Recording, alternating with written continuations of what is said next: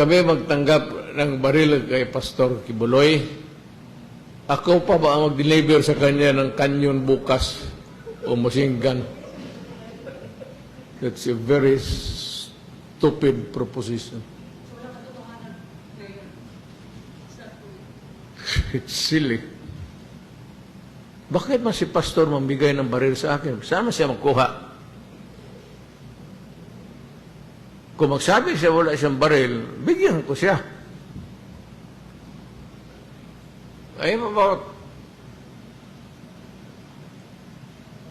almost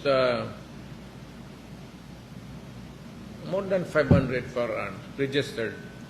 Collectors ang collectors category ako eh. Ibig sabihin, bili ako ng bili pero hindi ko magamit. I can only use one. I can carry a gun, only one of the entire collection, maski mag-abot ng 50 million. You're only allowed by the authorities to carry one gun, not even a rifle. Hunting, maybe. Shotgun, okay. But military hardware, no.